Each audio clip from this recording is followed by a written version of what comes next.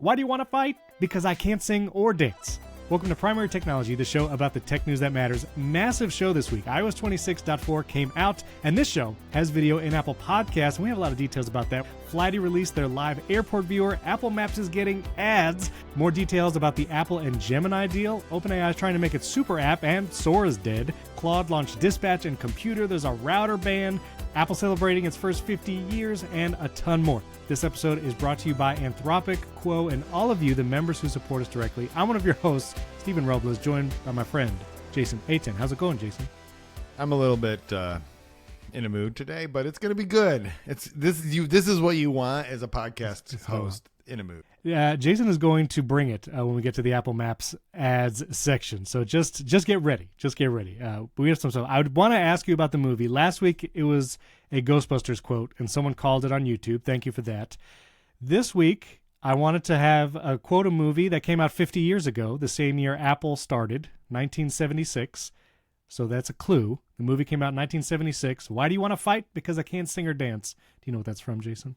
I don't think I've seen any movies from 1976. You've seen this movie.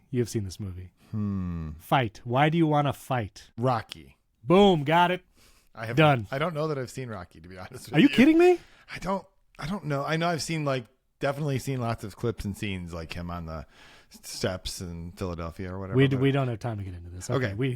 I'm going to go watch it as soon as you need to go watch all 18 in Rockies. my Vision Pro, which is right back there. And Creed. Okay, now here's the question. Here's the litmus test for if you really do use the Vision Pro as often as you say.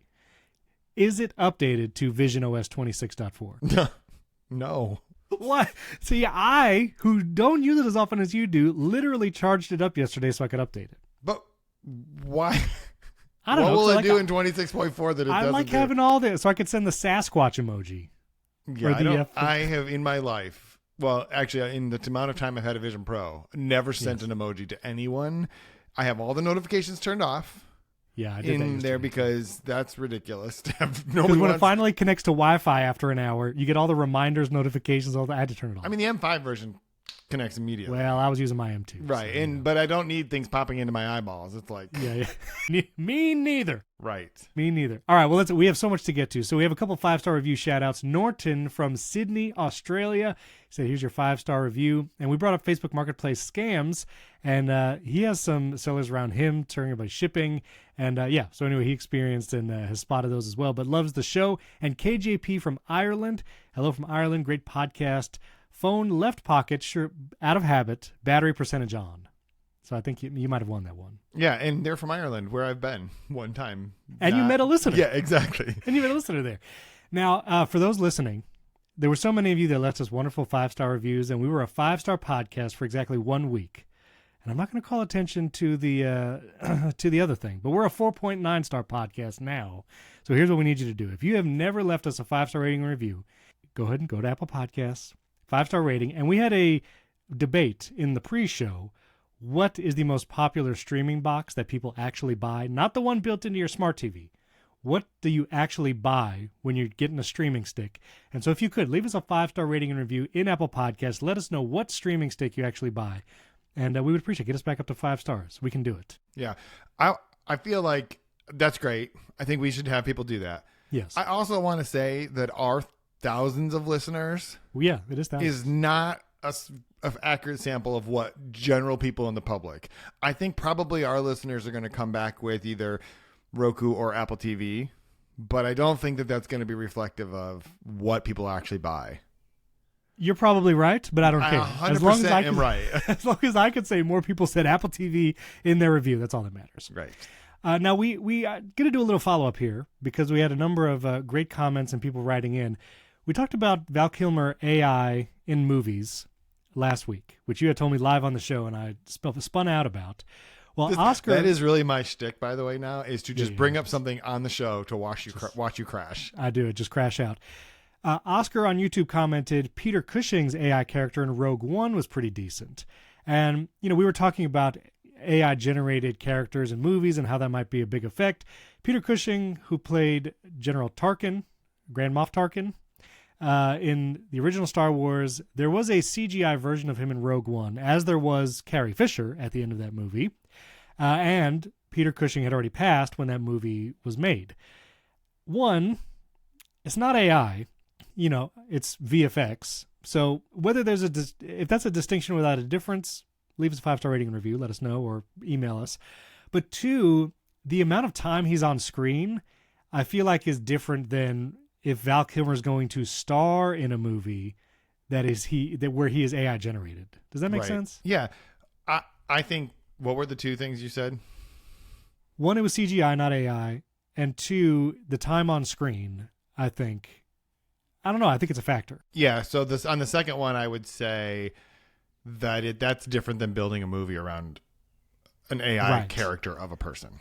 Right. Leading character. So I agree with you. I understand some people could pick a bone with the difference between CGI and AI. Fine. I mean, it's all, as I've said before, just computers doing computer things. What label you want to put on it, fine.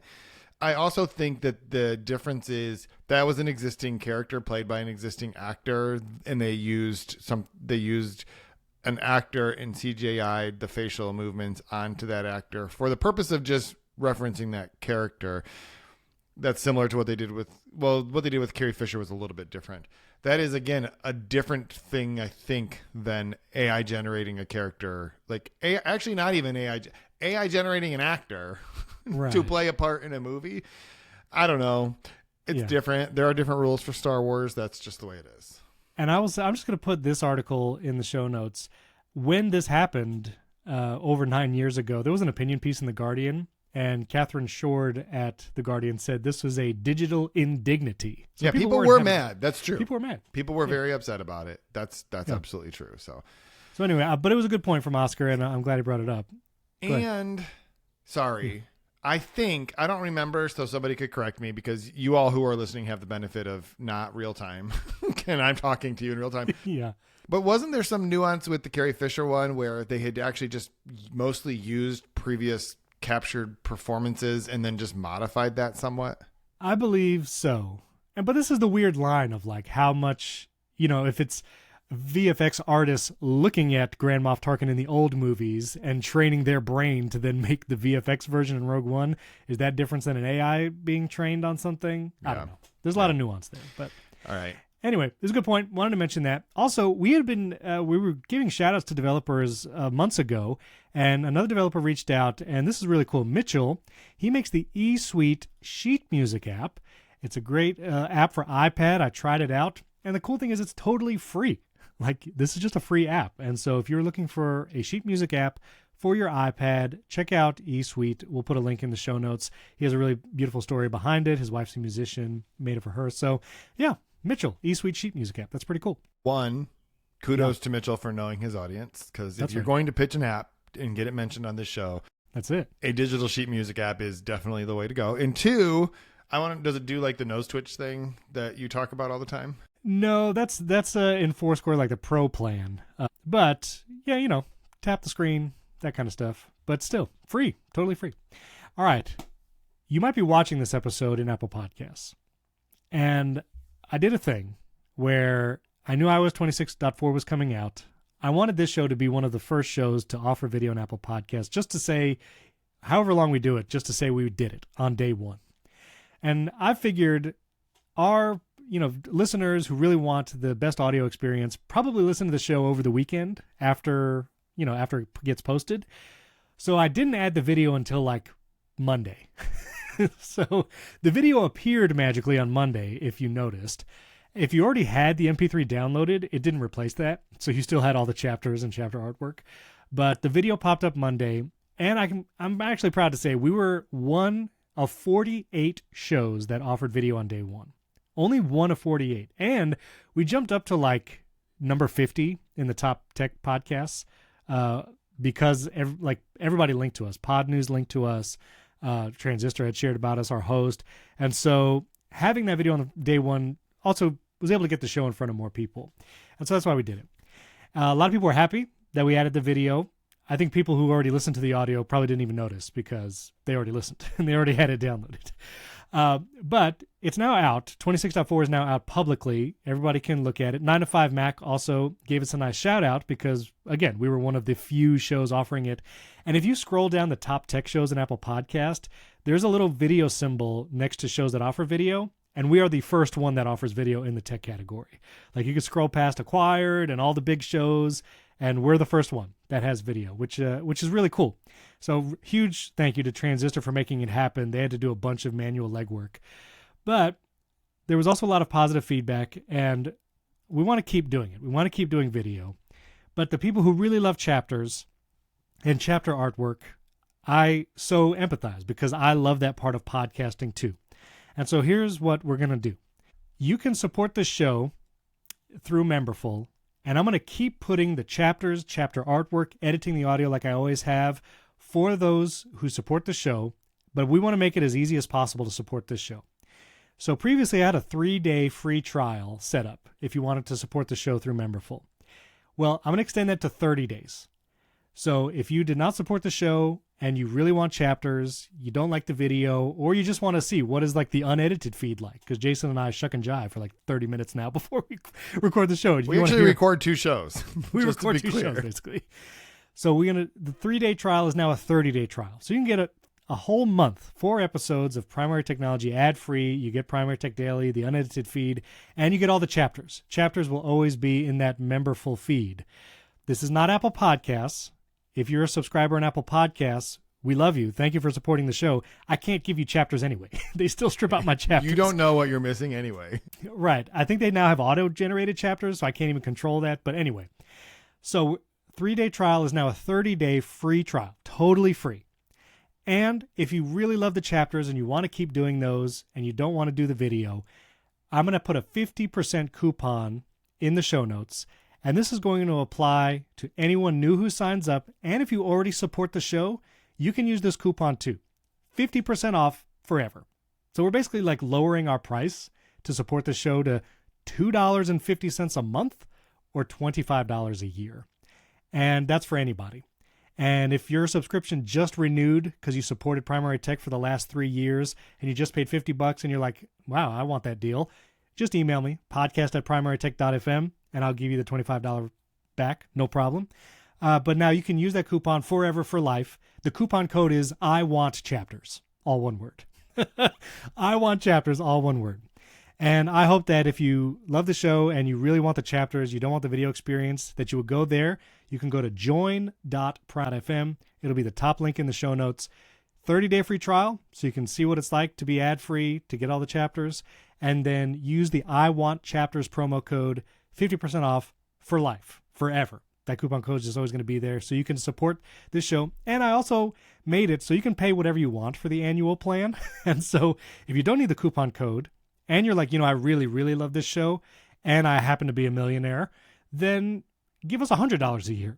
Give us $1,000 a year. Steven, we need to work on your sales skills. But yes, you can give us whatever you want. Give us whatever you want. Also, I suggested I hate video as the coupon code, but we went with Steven's instead. Yeah, we did that. Because listen, I hope you guys know who listened and watched the show. I love podcasts. I've been listening to them for 15 years, been making them for almost as long. Chapters is a huge part. I still primarily listen rather than watch. And I love the shows that have chapters and the ones that put in the extra effort. And I'm going to keep putting in that effort. It'll just be for paying members. But 30-day free trial. Go to join.primarytech.fm and 50% off for life, $2.50 a month or $25 a year. Promo code IWANTCHAPTERS. There it is. Stuff. Cool. All right. And next, Flighty. They had a huge update. If you're traveling anytime, I don't know, have you seen the crazy videos about TSA lines? Yes, and my favorite are the AI generated like photos. People are like, I went to such and such airport and look at how long the line is, and everyone is like mysteriously all just standing looking in the same direction because AI doesn't understand what humans in a line should look like. And then people are like, haha, look, just kidding, there's no one here. It's ridiculous. We're going to talk about AI and the Sora app in a minute, but yeah, so Flighty totally read the room and was like, oh, traveling is a nightmare right now. We're going to release one of the best updates ever, which is you can now go to Flighty, and on the free tier, you get a bunch of statuses. What's the plural of status? I think it's just status. Status. like Moose. I don't know. Statuses, maybe. Whatever. Well, you get a live status for all the airports there. Now, if you pay for Flighty, you're going to get a bunch of details about why stuff is delayed, other stuff like that. And there's even a TV mode if you go to the website where you can like focus on an airport and it will give you like this running ticker of the issues. And I feel like airports, stop putting CNN on there. Just put Flighty. Just put Flighty on all the TVs. I mean, and to be fair, the people at the airport already know that it sucks. They don't need to be reminded. That's fair. Big red dot like, hey. You just need to know what's happening to your flight, not to everyone's flights. True. But this is a really cool update. And Flighty is one of the best iPhone apps. I'll just say it. Best designed. It's great. I interviewed Ryan Jones back when they had their previous update, which was, again, when travel became a nightmare. And I will just say, like, they are so on it. Because they see what's happening, like, hey, we could just do that. Let's just make this better. And what they said was, hang on, I had a DM from them that when they announced this, they said, we tap into the official comms at every commercial airport worldwide, including a bunch of words I don't know what they mean.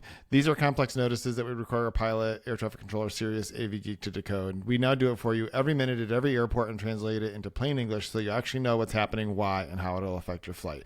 It's amazing. That's awesome. So good. The thing that they are the best at is what they just said, taking a whole lot of very complicated data and presenting it to you in a way that makes a lot of sense. So that taking complicated data, presenting it in a nice and beautiful way. That's also what Apple Maps has been great at. Because that is a transition. That's why I really enjoy using Apple Maps. I will say I went to Miami to watch for my kind of a belated birthday celebration. We watched Project Hail Mary on a big old IMAX screen, and that was super fun.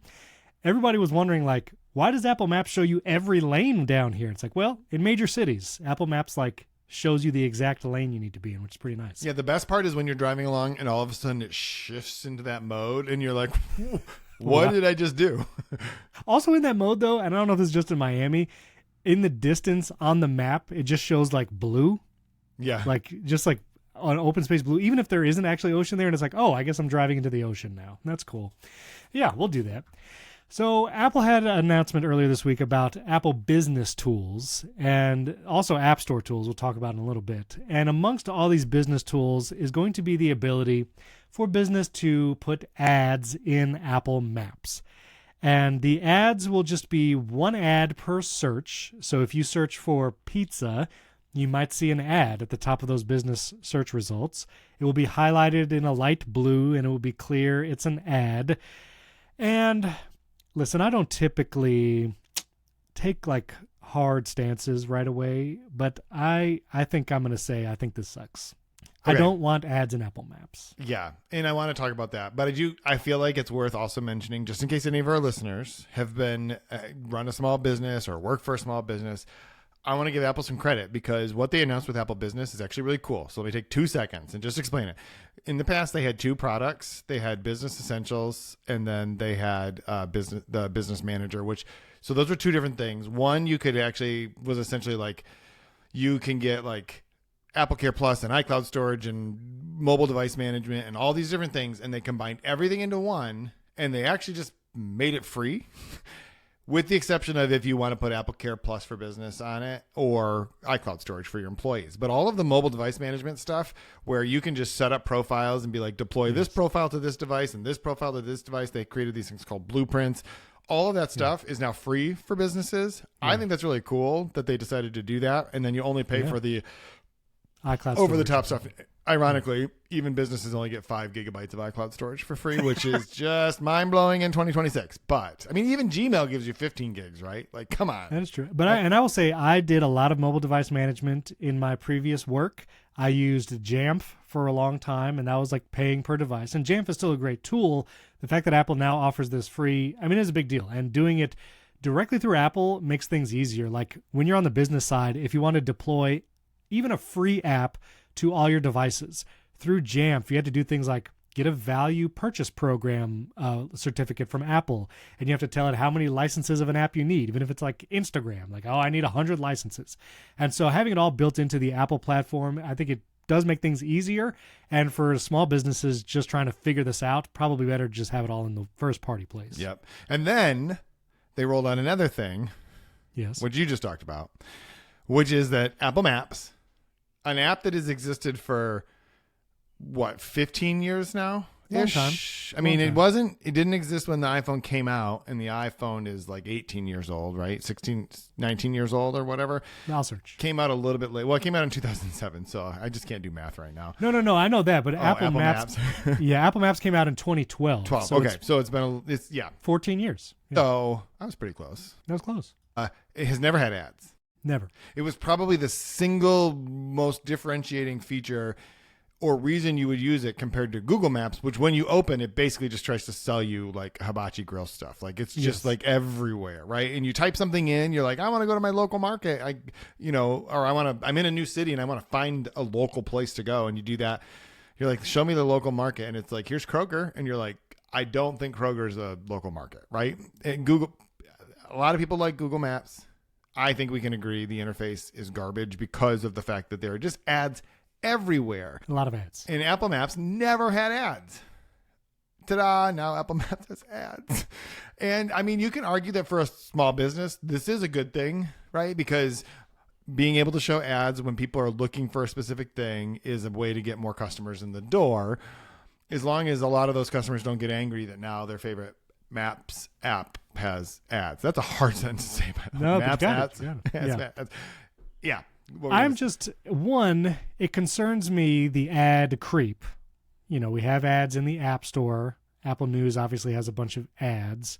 Whether you consider Apple TV to have ads or not, like they advertise their own content and sometimes use a push notification to advertise a movie. How you feel about that, but this feels like, ads. And the whole video podcast thing is also about dynamic ad insertion for video.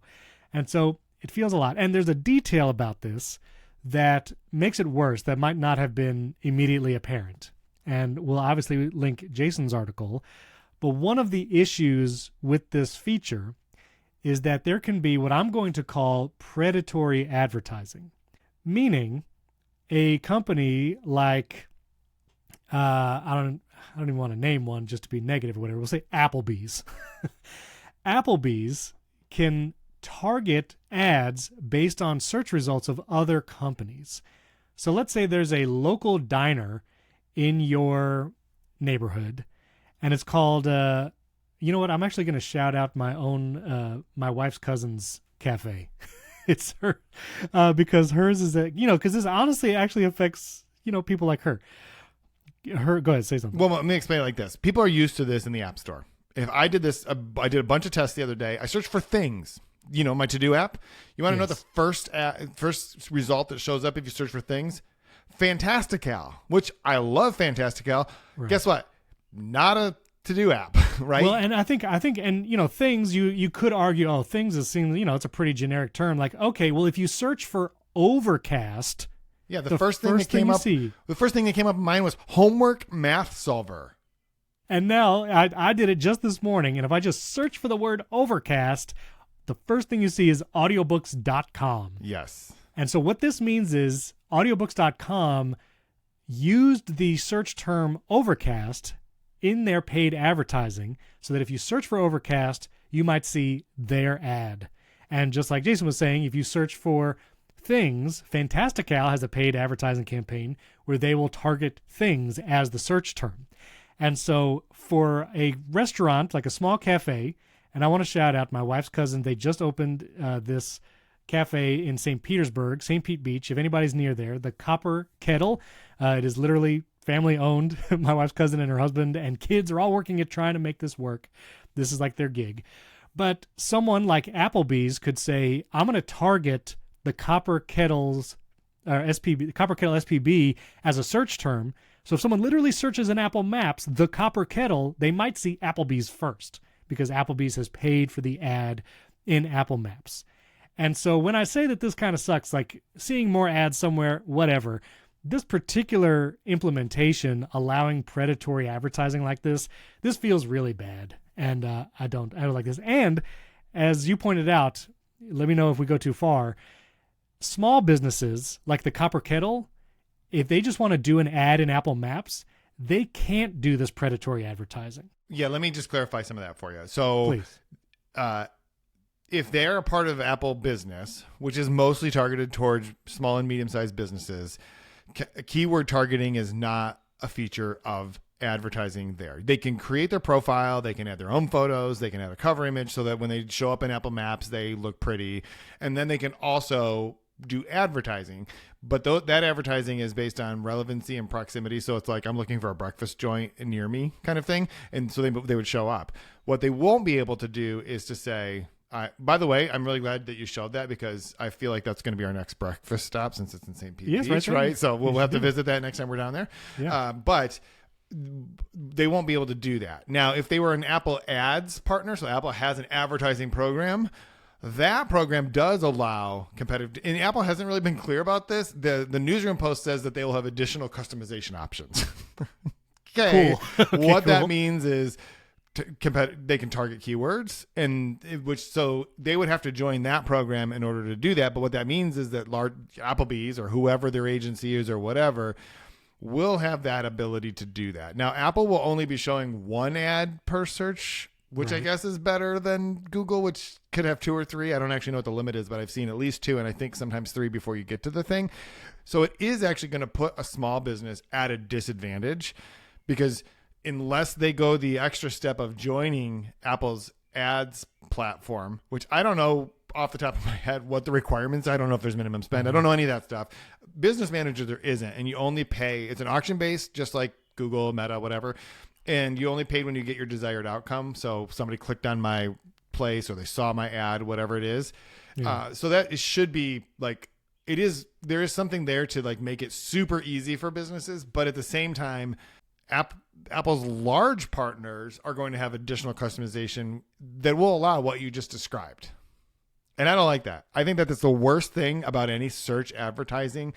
And you see what ends up happening is these businesses are actually going to have to join Apple ads, not just Apple Maps ads, not just Apple Business, because they are going to get targeted. One of the other searches I did in the App Store was for Dropbox. I'm like, I don't know. Let me just look for some of the apps. The first result for Dropbox is Dropbox, but it's an ad because Dropbox is paying and they are the highest bidder for ads targeting their name. Why? Because there's Google Drive and Box and all these other services, and they want to make sure that if someone is searching for Dropbox, they want to make sure they find Dropbox. If somebody searches for the copper kettle, they're going to want, is that what the name of it was? Yeah, it is. Yeah. Okay, I'm just trying to give them as many plugs as they possibly can. That's here. awesome. They're going to want to make sure that theirs is the thing that shows up. And I don't think that they should have to do that. If Dropbox has to pay to show up at the top of search results, small businesses don't have a chance. Yeah. And by the way, listeners, this is also true in Google search. If you search for a thing like Dropbox, whatever it is you want, your favorite, the thing you're looking for, and the first result is that thing, like Dropbox, but it is a sponsored one, do not click on that. Take the time and scroll. You should not be rewarding Google for creating a system that requires companies to buy their own name as a keyword so that people will actually get there. And I guess, I have strong feelings about it because I do know a lot of people with small businesses. And just earlier this week, a bakery in Lakeland, which is Born and Bred Bakehouse, incredible pastries, they were struggling with their Apple Maps listings because their hours keep changing.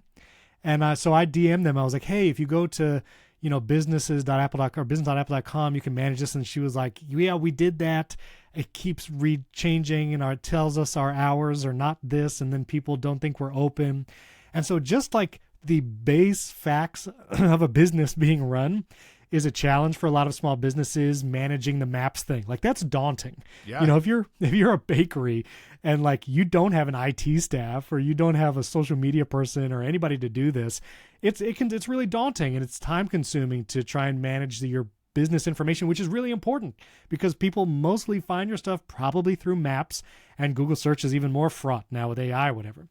So, I actually reached out and someone might be helping her from Apple, but it's already tough enough. And now to add this add layer on top where small businesses might get pushed down even further, it doesn't feel great. Plus the experience of seeing ads in Apple Maps. I just opened Google Maps and I saw 2 ads in a single search and I was like, yeah, this is not great. And this is one of the reasons why I've always thought Apple Maps I preferred it just personally because of the design. The directions are pretty good now.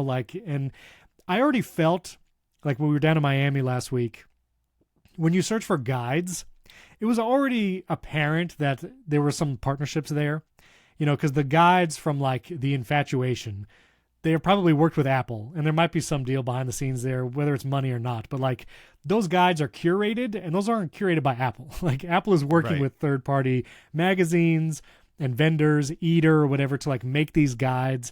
And it's like, okay, but like that's fine. The guides don't really show up unless you're really looking for it. Sometimes if you're just browsing in an area, it might kind of show up. And Google has this too. Google Maps feels even more aggressive, like with the guides. And it's like, hey, you should check out all this stuff that this company's saying. So like the guides were one thing, but now like, man, to see an ad at the top. And when you're on your phone, like, yeah, it's only one ad, but when you're on your phone, that might be the only result you see until you scroll up. Like even the screenshot in the Apple Newsroom article, like this person's searching for restaurants, you see the map with all the results, and then the only result you see is the ad. and then you have to scroll down and cover the map to see any other results. And I don't know, it just doesn't feel great to me. Yeah, and I'm sure that there's some math somewhere where it's like search ads on maps is a $10 billion industry or something like that. So we should have part of that. And it's like, I mean, I hate it when you listen to people who are like, does Apple really need the money? But Apple doesn't need the money. And the reason that that's an issue, or the reason that the only reason that's a consideration is not because Apple's a huge company and $10 billion is basically nothing to them, and so they should leave it on the table. What I'm saying is they are going after $10 billion. I'm making that number up. They are going after some billions of dollars at the expense of the experience that they've created for their customers. And there's a reason that Apple products delight their customers. And I promise you ads is not the reason. And I'm saying that at some point, the math is not going to math, and you're going to make some money, but you'll have made enough customers mad that it has tarnished your brand enough that it's just no longer worth it. And that is the bottom line, is the experience of using Apple's products and services. That has been their, hopefully, like the goal, like to make a whimsical, great experience. And we already have to deal with ads when we do a Google search, or we, are browsing the internet anywhere, or read news in Apple News. And it's like this is sacrificing the experience for ad revenue. Mm-hmm. Plain and simple. Yeah. And if anybody calls this podcast an Apple Stan podcast, link them this chapter. Or just read any of my articles. Exactly. But honestly, like, I hope, again, if you listen to the show regularly, there's so many things we like about Apple, but I think we also need to call out when something doesn't feel great and is maybe a bad idea. And the last thing I'll say, support a small business. I don't typically, I think, make these like direct asks, but the Copper Kettle SPB, they have 366 followers on Instagram. I would love if they wake up tomorrow and there's like 5,000 followers. And if everyone from this podcast does it, they could be there. And so, I don't know, go follow their Instagram. Even if you're not in Florida, honestly, my wife's cousin, Nikki, she makes some incredible food, including biscuits and gravy. And so it really is great food. But yeah, go follow them. Support a small business. Find them before there's ads in Apple Maps, and go support the ones near you. Not sponsored. Except for by Blood, I guess. Yeah, not sponsored by Blood. I'll also put the Born and Bred Bakehouse Instagram in. That's the place in Lakeland I was talking about. They already have 70,000 followers because they're actually really great bakehouse, and she's like an award-winning baker. But if you're anywhere near Lakeland, you should check out Born and Bred as well. Also, St. Pete Beach, by the way, just a beautiful place to go in general. Beautiful place to go. I want to do one more happy story before we take a break. I'm going to say this is a happy story. Sora's dead.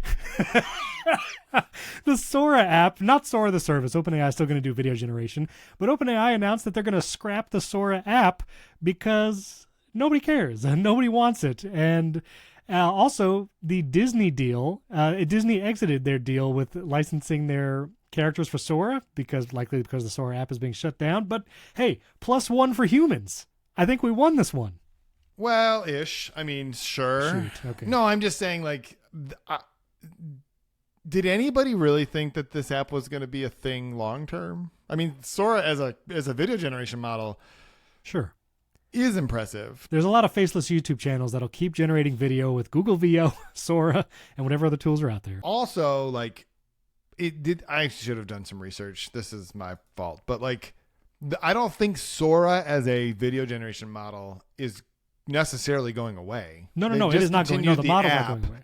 The app is going away. And so we're not done with AI generated video in this No, way. no, no. What we're done with is OpenAI realizes that what people don't want to do is just drop cameos in other videos like that of other people or let other people use them. Even though Sam Altman was in like all these videos, like in Mickey Mouse and Martin Yes. Luther King Jr. and Yes. Sam Altman were having a cocktail party. Like nobody wants that. Nobody wants And that. so they realized that. But so in that regard, maybe the humans won, but really the humans won because we just weren't using that app. Right. Well, But this and that's- did. I don't know that they got the message. Well, the $1 billion going away, I think, is more of a message that people don't really Yeah. want this. But obviously, Disney's like, we're giving you $1 billion so that you can, and then we're going to let you use all of our characters IP, in Sora. yeah. Well, Sora's not a thing, so I guess we're out. Fine. Well, yeah. I haven't And finished it yet, but my article is basically to the effect of like the $1 billion OpenAI Disney deal lasted 3 months longer than it should have because that deal was 3 months ago. Not not long ago. And I guess I say +1 for humans because the fact that no one was using the app hopefully shows that human beings don't want to just scroll AI content. That even if Who you thought that was a people thought, I mean, Meta was out here with the Vibes app. Mark thinking- Zuckerberg and Sam Altman thought that. Sam, No that's one right. else thinks that. I don't even Well- think Adam Mosseri believes that. The guy who runs Instagram. No, but Elon Musk might also believe that. Just throwing that out. No, Elon Musk wants to do that. I don't think he That's thinks what I'm other saying. people want to do it. Okay, fair enough. But the fact that there was an only AI generated content app and enough people didn't go to it and watch it that they shut it down, hopefully it gives me hope as a creator. Is that like, even though people are going to come across AI content in social media apps, and whenever I see a stupid AI video of a cat barging into a room playing the violin really fast, I do laugh. I feel guilty about it, but I do laugh because it's really funny. Have you ever seen those videos? I try to avoid all. I mean, I do too. They come to you. it's The because you're on algorithm. TikTok and I'm not. Fair enough. But the fact that people rejected an all AI generated social feed gives me hope for humanity.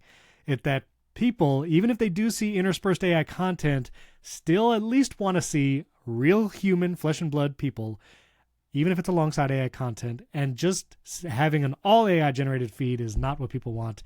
Gives me hope. That gives me hope. Okay. So yeah, the humans won. We just have to convince our overlords that we really don't want this.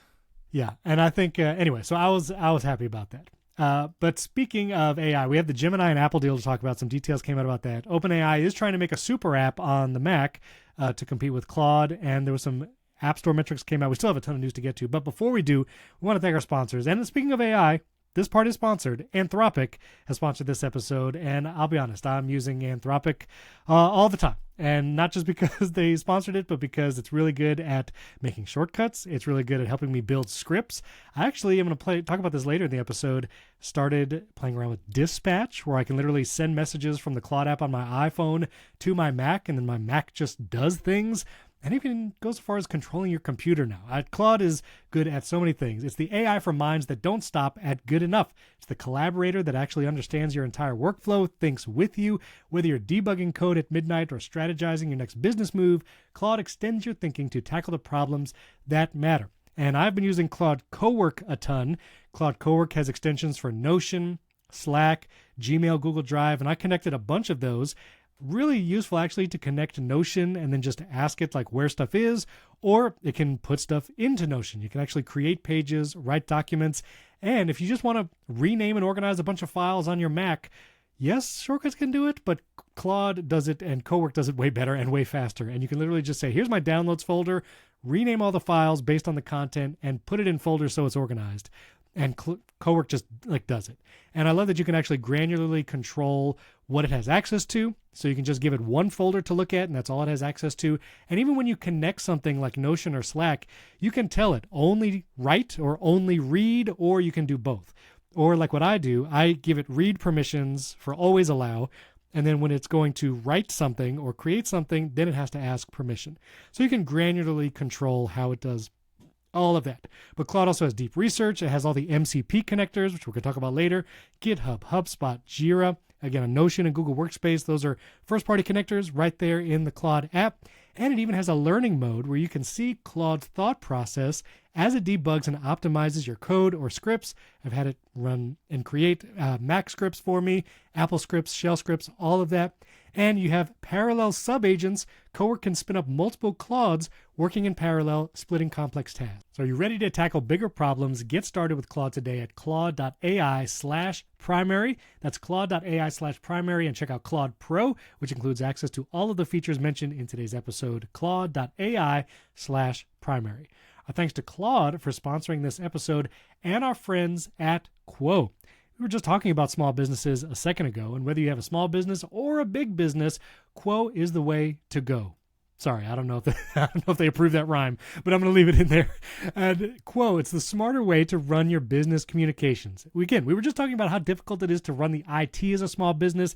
It can be confusing. Quo can take care of all of that. It's the #1 rated business phone system on G2, over 3,000 reviews, built for how modern teams work. That's why more than 90,000 businesses, from solo operators to growing teams, rely on Quo to stay connected, professional, and consistently reachable. And Quo works wherever you are, from an app on your phone or computer, lets you keep your existing number and add new numbers.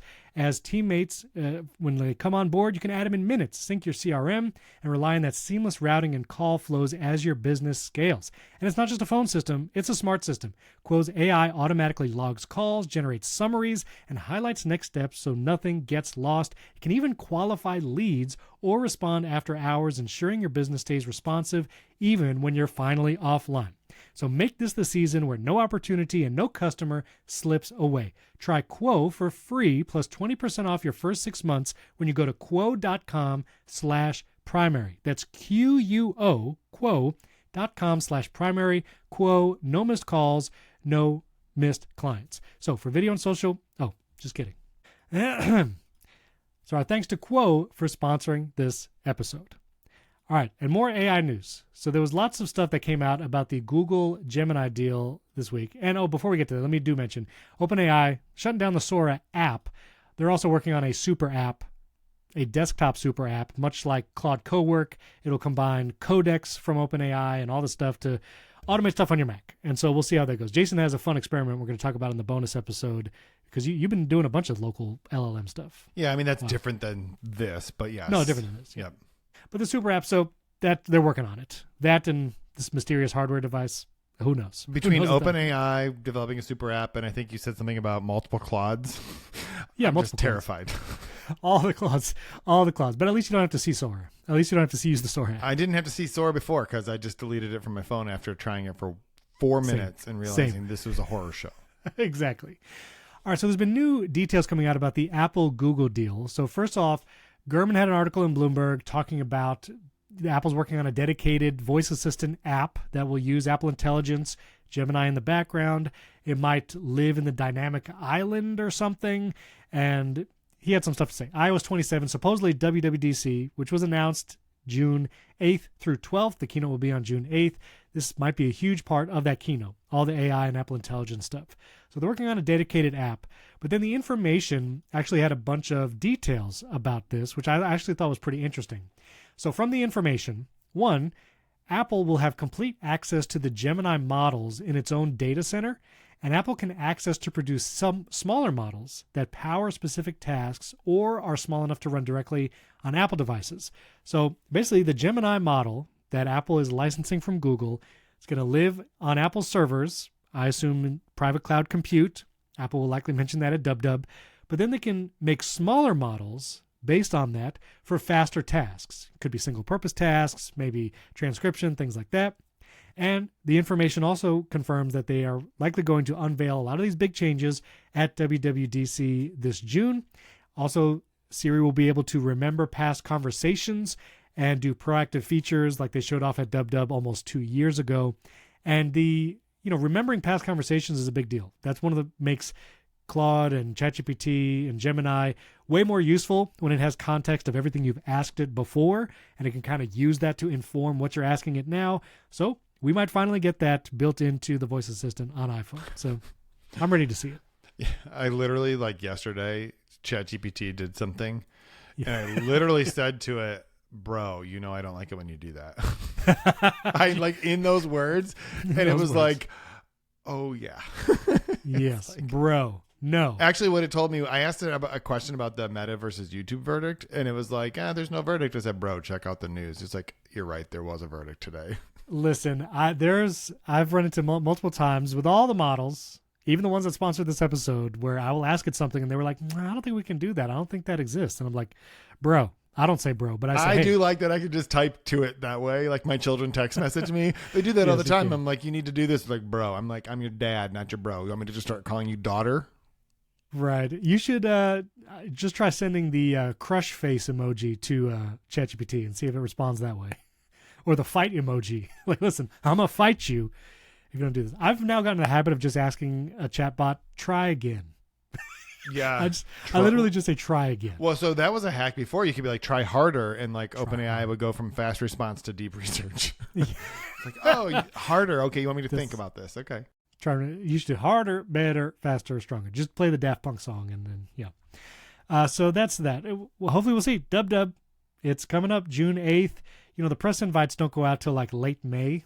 I look back at my invite from last year, and so we won't know if we're going till a couple months from now, but we'll see. I'd love to be there when they actually show off AI. I'm pretty sure I'm not getting invited. Well, that's that was in the pre-show that is still not recorded. But I'm really glad that you're all wondering what I'm talking about, and we're going to leave it at that. Very good. Okay. Then also Apple also updated App Store metrics, and a lot of developers had a lot of feelings about this. Apple is trying to offer more metrics, which there is actually a lot of third-party services like Revenue Cat, who I met the founder at DubDub actually last year, that offered better app metrics than Apple's own App Store Connect. So Apple is trying to build in more detailed metrics for developers, and they are, as far as I could tell, this is John Voorhees' article from Mac Stories, there are a lot more details that they are offering to app developers to track, more things like downloads and churn and all that kind of stuff. But if you have multiple apps in the App Store Connect, then it's actually more difficult to get an at a glance across all of those because it's kind of siloing each app's metrics in a certain dashboard. And it also defaults to like the 3-month view. So if you want to like switch between certain things, it's harder to get like a bird's eye view of everything.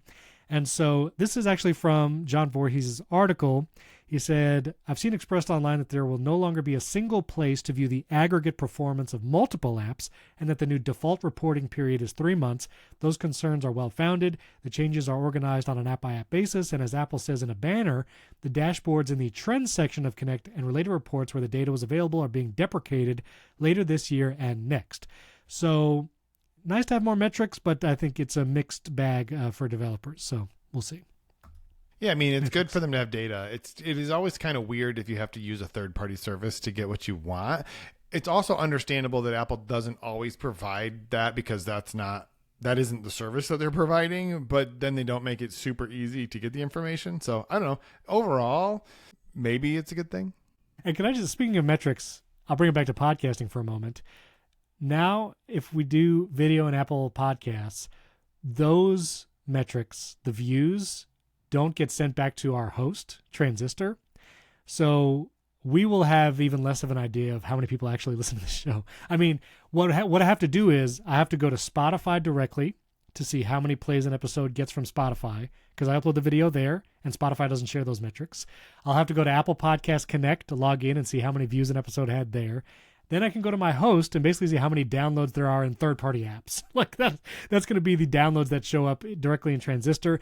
I think there might be APIs for Spotify to pull those metrics into your host, but there's not those APIs right now for Apple Podcasts, and that is still our largest audience. So if most of you actually go to watch it, and don't take this as like, oh, I shouldn't watch or I should watch. I'm just stating for the fact, metrics are really hard with podcasts right now because downloads aren't even a thing anymore. It's views on Spotify. Well, and podcast is hard because it's a decentralized, I mean, it was built to be a decentralized thing, and you could just be like, how many pings did this RSS feed get to download a file? That's fine, but now everyone has created their own siloed thing. We've moved away from this decentralized open protocol to everyone is building their own thing. Seems like a project for Claude to be like, hey, Claude, go find out from Spotify how many views. Go to Apple Podcasts, find out how many views. Go to YouTube, check how many views it has had there. And I forgot YouTube too. So that's siloed too. So it's YouTube, Spotify, Apple Podcasts, and then our host for actual audio. We're gonna go to our advertisers and be like, let me take you on a tour of all the places. Oh, I should probably mention to our ad agency, like, hey, you might see a drop in downloads because doing video actually affects that. So anyway, we'll see. Support the show. Join.primarytech.fm. Yep. It'd be great if that was the main way that, we earn stuff. So anyway, that's App Store metrics. Also, speaking of even more ads, YouTube is launching a creator update brand partnership thing. And so YouTube is trying really hard to be the place where creators and brands actually interact and sign deals. So they're totally revamping their creator partnerships. And this is something on the YouTube side I've been experiencing because I don't work with an ad agency per se for my YouTube videos. And Brand Connect, it has not been great for me. I got like one request from like Otter, and I said, sure, let's do it. And then I never heard back from them. So hopefully this is better. But it's complicated. Making money as an independent creator. Yeah, and let me just say, to be clear, YouTube is positioned this as like, here's a cool thing we're doing for creators. But let's just be honest. YouTube makes $0 when the robot company emails Steven and says, would you do a video about a vacuum? $0. YouTube gets $0 from that. And YouTube knows there's a lot more than $0 being exchanged. And it's like, we want part of that. So they're like, what if we were the ones that made the connection? And for a starting YouTube channel, that's useful because it's the same thing as like YouTube ads just appear. And then they just give you some amount of money for that. But you make so much more money if you do the thing directly. And in this case, they're basically trying to cut out the interactions between brands because what's going to happen is brands who are using this will no longer be able to connect to creators directly. Correct. They're only going to be able to go through this. So the amount of money that creators is going to make is not going to go up as a result of this. Now, if you're making $0, it might go up. I guess I should say the number of money you're getting from the existing or from brand deals is not going to go up because now YouTube is going to take a cut.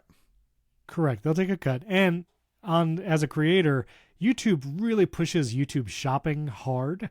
And if you ever, you do a video and you want to put a link to something that's an affiliate link, like I do a lot of Amazon affiliate work, YouTube shopping is a much better experience because there's actually like a rich little text link or an image link at the top of the description. It's prominent, like you actually see the product, and when you tap it, you could do that. That's because YouTube gets the cut rather than Amazon affiliate. Yeah. And I don't do that just because I don't want to manage 18 different affiliate destinations, like to have YouTube shopping and then Genius link for Amazon and all this kind of stuff.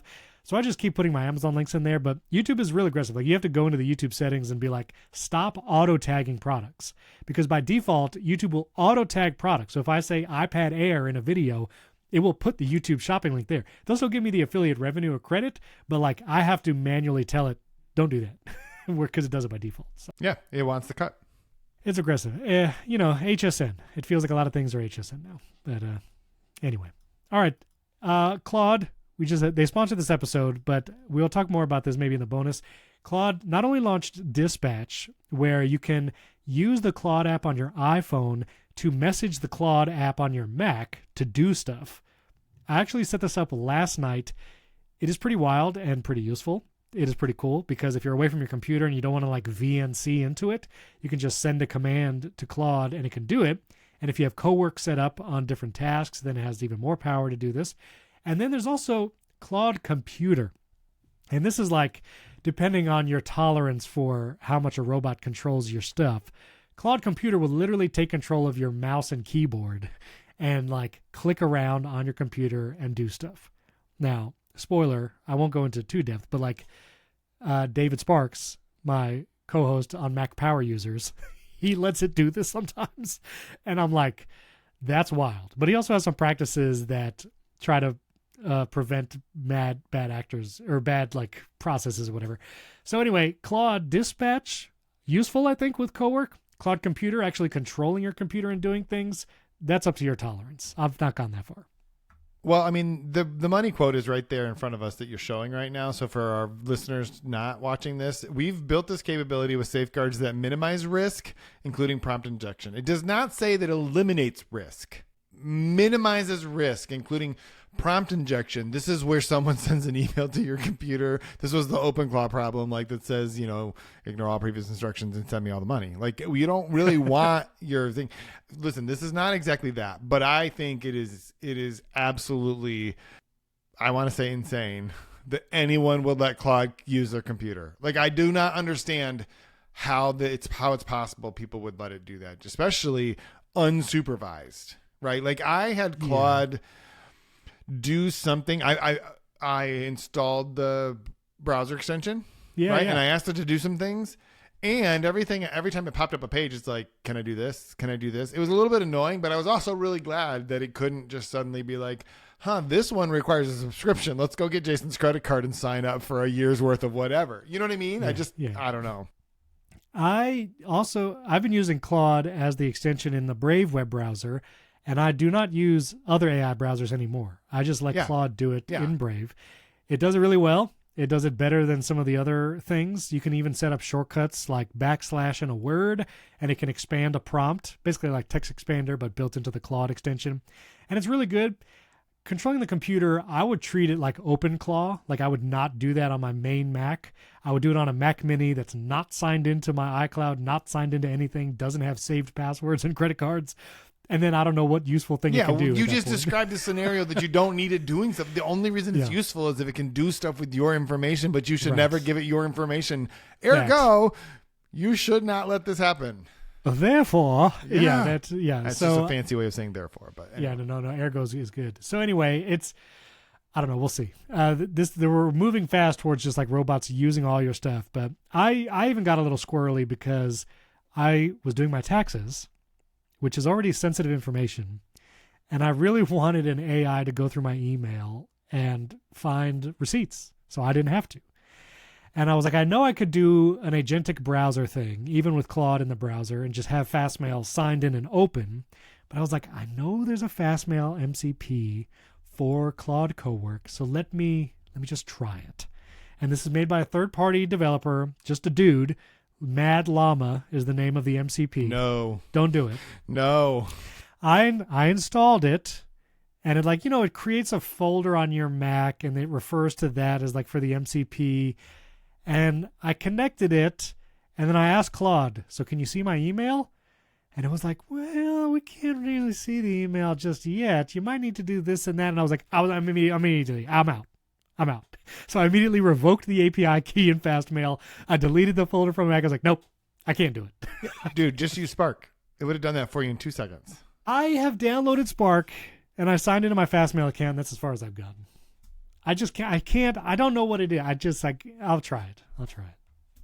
Anyway, I will try it. I should have done. I already finished my taxes, so maybe next year. We'll see.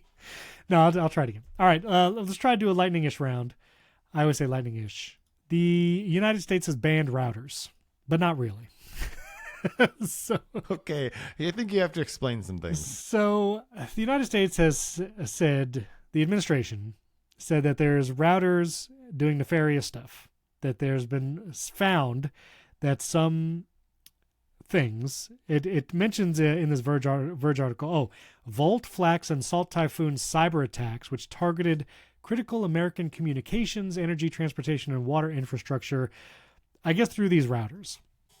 So the administration has said no more routers that are built outside the U.S., but not current routers, future routers. So if you already have a router, it doesn't affect you. It's totally cool if you already have a router and it's sending your stuff to China is what that means. Totally cool. We don't care about that. If you want to buy a router that already exists, even if it was made in another country, but it's here in the U.S., or it's a model that previously existed, you'll still be able to buy those. No problem. Which, by the way, no routers are made in the U.S. Basically not. Even Starlink routers are partially assembled in Vietnam, so this would apply to even that. Just saying. So current routers, though, you're fine. This is only banning future routers. So routers that are developed and made in the future, like whatever era model might be coming in the future, may or may not be banned from being imported here into the U.S. So, and the administration has not said they're like vetting new routers. It's not like there's going to be a process where they will vet to see if a router is safe. They're just saying future routers, no. Okay, cool. What they're saying is that future routers, if you write with a Sharpie on the box made in the USA, it's cool. Doesn't really matter. It just has to say that it's made in the USA. This is the most... This is nonsense, right? We both agree. This is meaningless. There's nothing to this except for what they wanted to be able to do is to say only routers made in the US will be fine in the future. Because if this was actually a problem, right? The problem was based on past and current technology. Yes, It would be so much easier to just say routers have to include encryption. I don't even know what that means. But like this is bananas. By the way, if you have a router, there's an easy solution for this. You could just like, if you're really worried, just use a VPN. Yeah.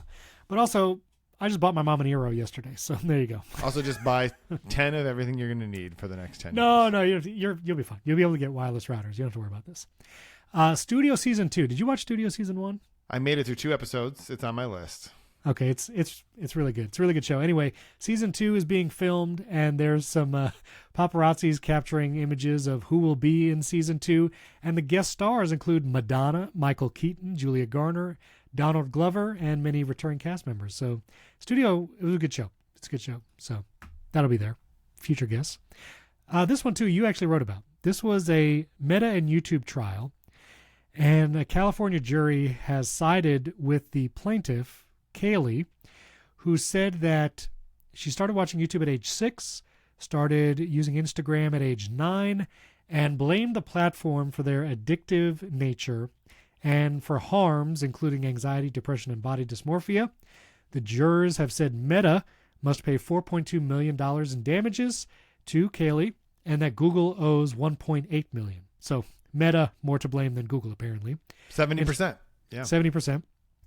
And there is a quote here from a Google spokesperson, which I thought was interesting. It says, "This case misunderstands YouTube, which is a responsibly built streaming platform, not a social media site." One, we'll talk about maybe our feelings in general about this case, but like, I don't know how you can make that argument anymore with how much they push YouTube Shorts. Like, the amount of shorts, no matter how many times you say, I don't want to see this or hide this, I still see shorts every time I open the YouTube app, and even on like the TV. And it's like, yeah, you're really trying to make it a social media app. So that's just a funny argument, I think. But I don't know. You wrote an article about it. Tell me. Yeah, all my feelings are in the article. Right, actually in the headline, right? The jury just basically said what everybody already knew, right? Is that these things are harmful and addictive. No one disputes that except for Mark Zuckerberg and someone at Google. Like, right? That's it. Mark Zuckerberg got on the stand and was basically like, we don't know what you're talking about. There's a million reasons that teens might have mental health issues. It can't possibly have anything to do with Instagram. And so I don't know why we're here. Like this, we have always prioritized teen safety. There was a comparison to the tobacco industry when they were targeting teens, and they're like, oh, we don't sell to teenagers. We don't know how they're getting addicted to cigarettes at age 17 or whatever. But I do want to say this is not in defense of Meta or Google. I do want to say 6-year-olds should not be using Instagram. Hard stop. Like, there's no 6-year-old on the planet or YouTube that like full blown YouTube without any restrictions. I could hear that, by the way. Really? Yep. No, the mute button. I thought this was the right mute button. Sorry, I don't want you to crash out on your mute button. No. But wait a minute. Hold on. I got to get through this. Yeah. I don't think Instagram should be used by 9-year-olds. That's obviously not Meta and Instagram, YouTube's fault. That is an interesting parenting decision. That's all I'm going to say. However, the reason I don't think that they should be using it at 6 and 9 years old is because they are terrible for you, right? They are absolutely terrible. And they are, the interesting thing about this case, different from other cases, is that the plaintiffs were not arguing that the content that they saw was the problem, right? Which is protected. The 230 dispute about or the sort of the controversy over liability for platforms has been covered. Like, there's a law, Section 230, which basically says that they're not. This was that the design of the product is causing these issues. And I don't think anybody would argue that the fact that the infinite scroll and notifications all the time and all that stuff And what's interesting about YouTube's argument is like, I don't know what social media site means. None of these things are social media sites. They are algorithm-driven content surfacing apps. Like that's what they are. And YouTube is as much that as Instagram or Facebook at this point. Facebook might arguably be the only quote social media site because I do see like comments. People like comment back and forth on stuff. I don't know. But yes, this absolutely Meta and Google are guilty of designing products designed to get people as engaged as possible and trying to conceal that. I do wonder, I mean, people could probably make the argument that however addictive it might be, that there is a parental responsibility to, adjust and, make the guardrails for your kids and what they can watch.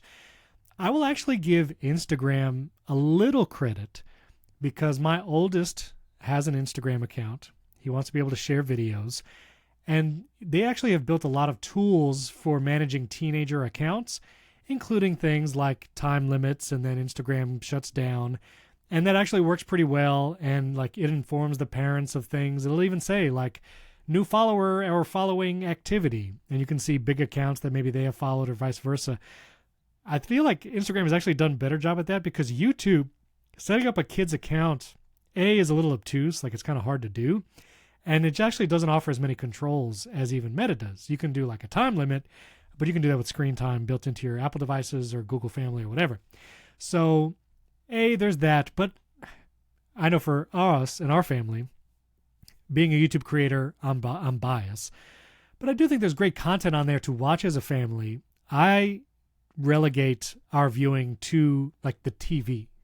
So like if we're going to watch a Mark Rober video or a sci show or a video about black holes, we're going to sit on the sofa and watch it on the TV. And my kids don't have the YouTube app or Instagram app on their devices.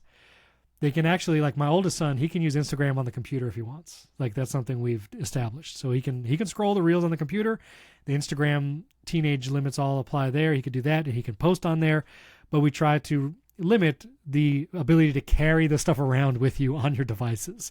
So, if your 9-year-old wants to, you want to watch a Mark Rober video about science, I think that could be a good experience. But I do think parents, which it's so hard in today's world and all the tools and digital stuff to like do this really well. But I do think you just have to be vigilant. And this is why I've created a Rube Goldberg machine where I have like a Plex server that is a personal YouTube. So like there's no algorithm. My kids can choose videos they want to watch and then they can watch them at their leisure, but there's not an algorithm between them and the videos they watch. So I 100% agree. Whenever I invite people over to watch Steven's hour and 13-minute long Mac setup, I put the projector in the backyard and a giant screen, and that's how we watch YouTube at our house. That's right. That's how you do it. But I do also think that there is an important distinction here, which is I want to drive home this point. Yes, parents have a responsibility. Let's go to the cigarette analogy for one more time. You shouldn't let your children smoke, right? You just shouldn't. I agree. Yeah, sorry. But that doesn't change the fact that the only reason nicotine is in cigarettes is to make them addictive. You made the product that way. So no, parents should not let their children smoke. The reason they shouldn't is because they will kill you and because they will make you addicted so that you want to keep doing that. And so there's two separate pieces of responsibility here. If tobacco companies didn't put nicotine in cigarettes, no one would smoke. Right? Like why would you do that? You don't get the high and you're not like, that's right. The nicotine. The only reason the nicotine, so like infinite scroll notifications, that's nicotine. And it only exists to make people continue to be engaged in the product. That is a product design problem, not just a parenting problem. So I don't want to like absolve the parenting. There is an issue there. Like if you just let your kids, if you bought the kids cigarettes, that's a super bad thing. Super bad thing, but it doesn't change the fact that the reason it's a super bad thing is because they have nicotine in them, which will make the children addicted.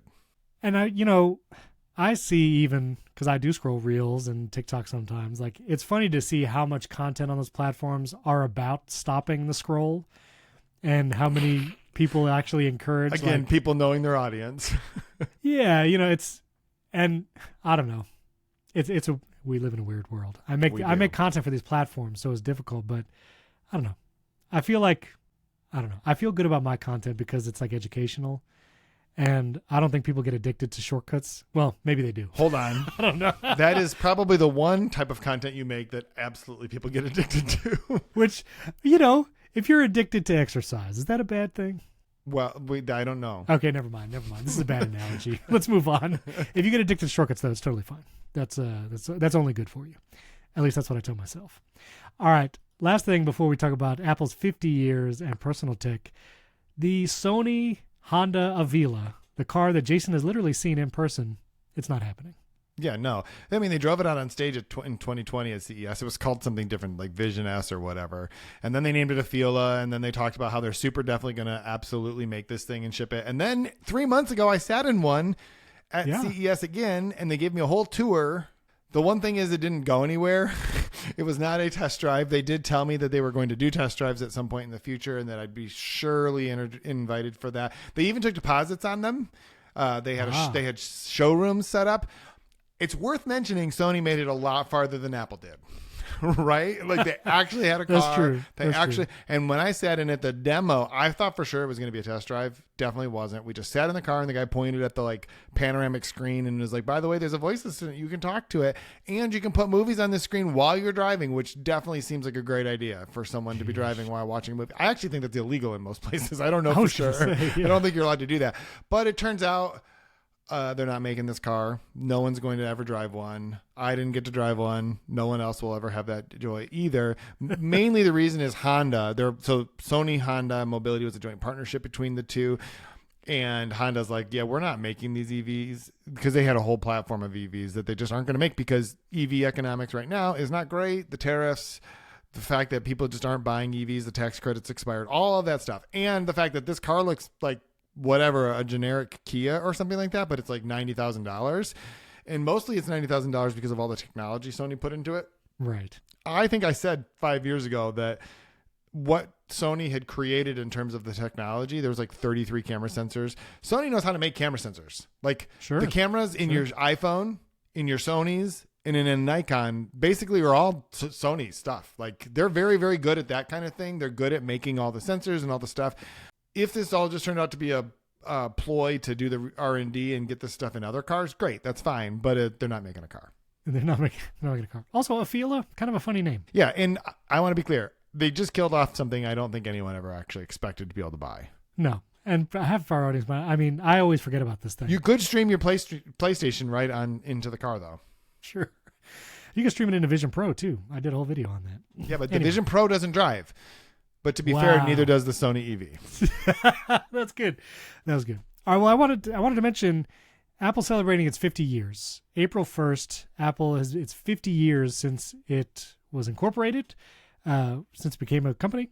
And that was 1976. That's why I did the Rocky movie quote at the beginning of the show. And they've been doing celebrations around the world. They have like kind of a webpage, the 50 years of thinking different.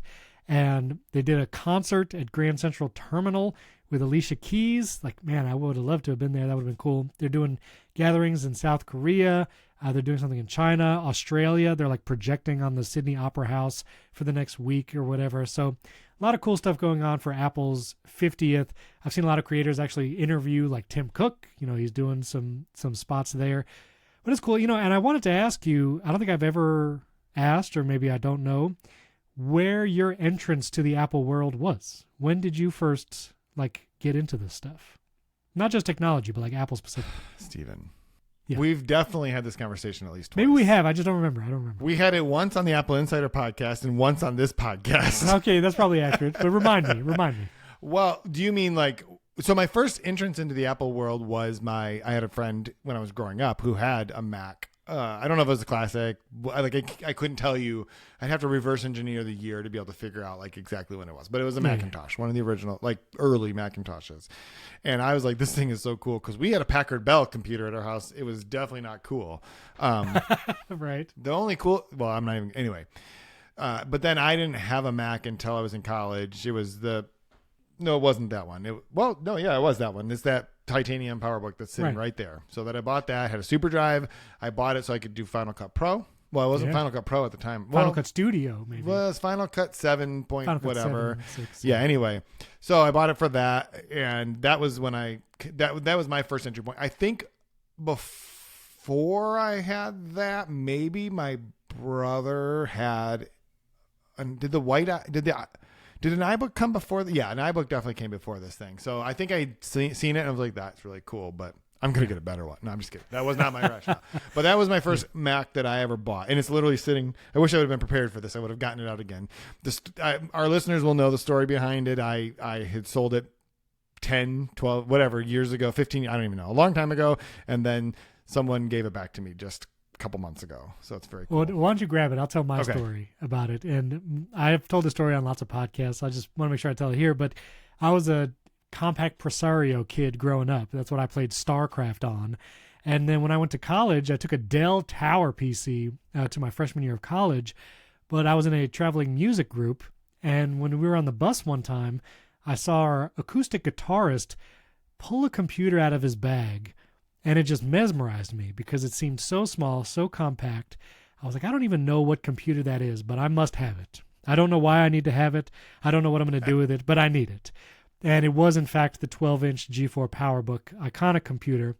And so the summer after my freshman year, I got an internship at an accounting firm and saved some money. My first Apple product was actually an iPod Video.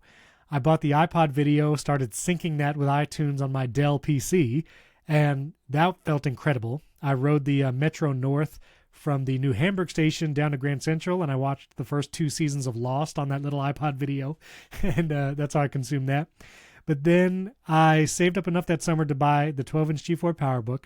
I remember downloading the manual, which was a PDF off Apple's website. Back then, you could download the manual for a product, and I read the entire PDF. I had never used a Mac OS or OS 10 at the time. I had never used a Mac, and I was like, I want to be able to use this thing the moment I get it out of the box. And I read that entire manual cover to cover, which was a previous habit. I always used to read the manuals of my video games. I would buy video games, just read the manual cover to cover. And I read that whole PDF, and when I got my PowerBook, I opened it up, started using it. And I remember iMovie was one of the first things I did. I started playing around, making videos with iMovie, playing around with GarageBand, and I got a pirated version of Photoshop CS2 from a friend and started figuring out Photoshop for myself. A lot easier to just do that back then. Yeah, remember we could just go on LimeWire and find serial numbers? Well, there was that. There was also a weird utility because iTunes was the music app back then, and you could see or allow other computers to see their iTunes libraries in your iTunes app if they were on the same network. And if you're on a college campus, there's a ton. There's just a ton of different iTunes libraries just on the network. And there was this shady utility that you could download. And it would allow you to not only see another person's library, because back then you couldn't download the track from the other person's library. You could just listen to it. But this utility actually lets you pull the file over. And you could actually look at all the iTunes libraries across campus. You don't know whose it was, just random computers, and then pull the audio tracks. Listen, a lot of bad stuff. You don't do that today. But I did all of that. But it was wonderful. Yeah, and I did forget one part of the story was when I was a freshman in college, there was one of the people on the floor in my dorm had one of the original Bondi Blue iMacs. And I was like, he was obviously the richest kid on the floor because no one else had those. And I was like, You have to have that. Okay, I have it here. But first, I want to blow your mind. Okay. I didn't think about this until now, but I have a 15-inch M5 MacBook Air sitting here. And it is literally the same exact form factor size-wise, except for the hinge. It's the same form factor except for the hinge, except this one. Look how thick. It's basically the thinness of the lid of this thing. So that is nuts. I'm so glad you got that. I have a G4 titanium PowerBook. Amazing. And an M5 MacBook Air. That is wild. Can you hold up the sides? Can I see the ports on that? This is why we're going to keep doing video on Apple Podcasts. I'll try to make this the chapter art so you can see it too. Oh my goodness, the back flap. I didn't realize the back flap down. Oh my goodness, you have Ethernet, USB-A, you got the DVI connector. Is that an S-video port? What is that? You got I think so, S-video. I don't know why it won't focus because it wants to focus. There we go. There it is. Telephone modem. You got the mic input. You got the telephone modem jack and an Ethernet Firewire. Oh my goodness, I've just ascended. I've wrapped. And I think there's a PCI Express slot on the side.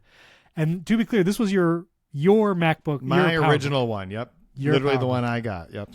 So envious. Every once in a while I try to search my emails for my serial number for my 12-inch G4 PowerBook, and I can never find it. But my that arms is are amazing. very sore at this point, just to be clear. So anyway, I mean, we talked a lot about Apple Maps earlier in the show, but listen, Apple allowed so much. I remember too, I got an Airport Express for when I went back to college my junior year. I got the Airport Express router. And college campuses, at least at the time, they didn't want you having your own wireless network in the dorm. But I realized that if I go in to the Airport Express and I change something about the IP number, it would allow the Wi-Fi network to broadcast and actually connect to the internet. And I had a Wi-Fi network in my dorm room so I could use my G4 PowerBook sitting in bed, and it was incredible. And I can get pretty sappy about it, but like that, it's interesting, that purchase and that moment, I mean, is a pretty straight trajectory throughout my various careers to even being today, doing video and podcast content, mostly about Apple stuff. It's really that line all the way through. Yep. And however much criticism we might talk about the Apple Maps and ads, like there's also a lot of whimsy in Apple stuff, even still. And, I have this Galaxy S26 Ultra, and it's an incredible phone, super powerful. And there is still kind of that intangible whimsy that I miss when I'm not using, whether it's iOS, my iPad. Obviously, shortcuts is has been such a huge part of my thing. But anyway, 50 years. that was basically our personal tech segment too. That was basically our personal tech segment. And we really need to record a bonus episode, but I do want to do one last thing. Because we had a listener reach out, Theo, age 11. He listens to the podcast and loves the show, which is awesome. It's so cool to hear that we have Theo at age 11, and we also have Old Granny. Don't get mad at me for calling her that. That's her name in the Circle community. Her name is Old Granny. We have the full spectrum of listeners internationally, age-wise, demographics. So awesome. And he had a question. He said, you guys have become influential. He wants to become a tech podcaster and content creator. And also, how do you get free review units? So how do you become a tech podcaster, or creator? When I did it, I applied to Apple Insider for a writing position, which you might not see as much today. But I started by writing how-to articles on Apple Insider. I asked them if I could start a podcast on Apple Insider, and they agreed. And started that show, started posting about technology, and that is how I started. And then I kind of restarted with my YouTube channel, started making it. And if you want to do it, one, you have to have what is kind of the ethos of what you're going to make. I always tell people it should be one of three things. Are you going to educate people? Are you going to entertain people? Are you going to inspire people? Or are you going to do some combination of those three? Or enrage people. That's Jason's stick. No, I'm not saying that. I'm just saying that is a model that people have It is followed. A strategy. I try not to include that in my Venn diagram. I recommend, I co-sign that. Yeah.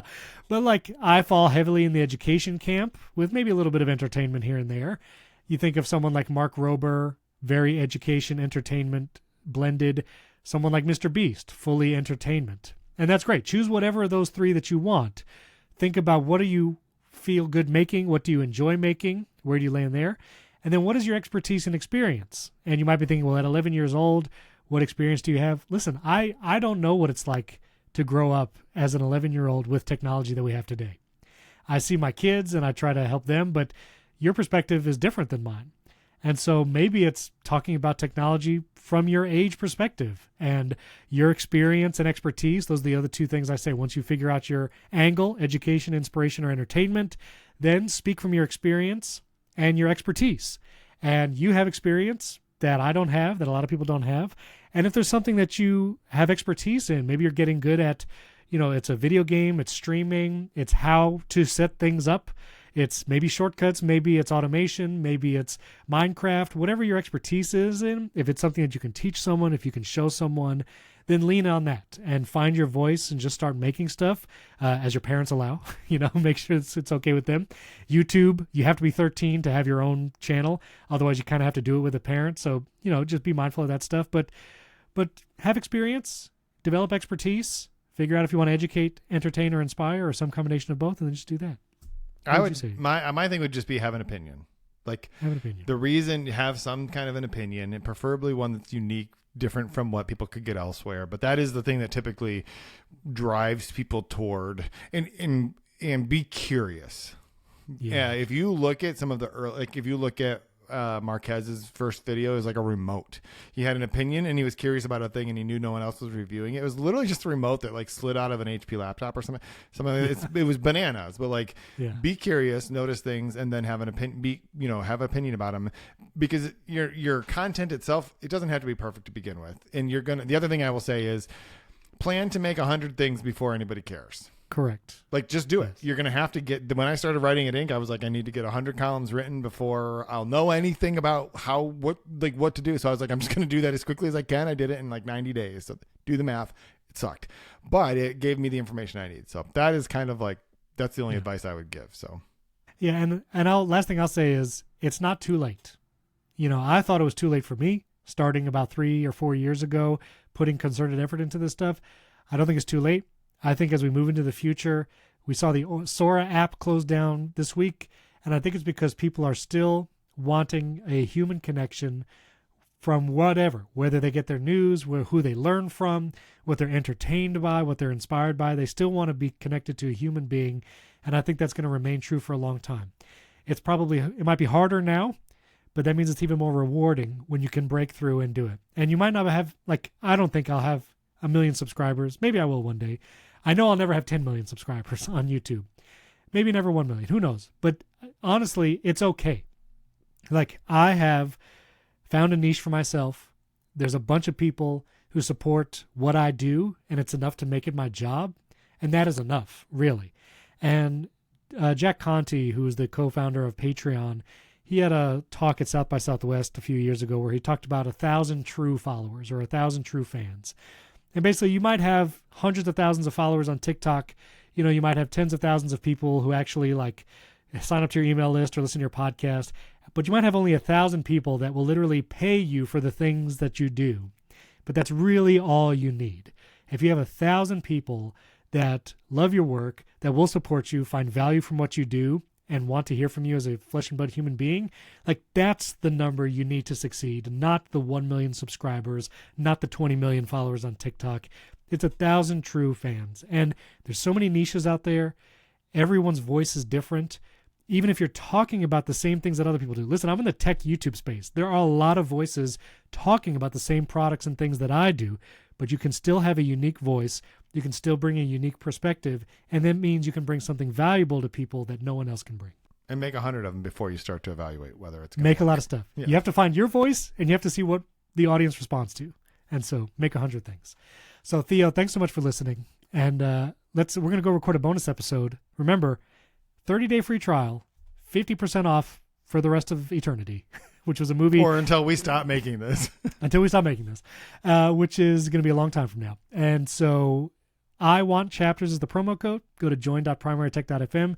You'll get the audio, you get the chapters, you get the ad-free, you get Primary Tech Daily. Even if you want to still watch the show in Apple Podcasts, but then also have the unedited feed and Primary Tech Daily on the side, or you just want to support the show, we would love if you would go and join.primarytech.fm. Leave us a 5-star rating and review. Everyone who bought an Apple TV, tell me you bought an Apple TV, so it looks like Jason's wrong, even if you bought... No, just kidding. Let us know. Roku, Fire TV, Apple TV, Google Streamer. I have 7 Apple TVs. I'm not... I just want to be clear. I also have 2 Chromecasts and I do have a Roku TV, but it doesn't have a box. So actually, it has an Apple TV connected to it. Exactly. No, but let us know what streaming box you buy when you get a TV. And you can also watch us on YouTube, youtube.com/@primarytechshow. Thanks so much for watching and listening. We'll catch you next time.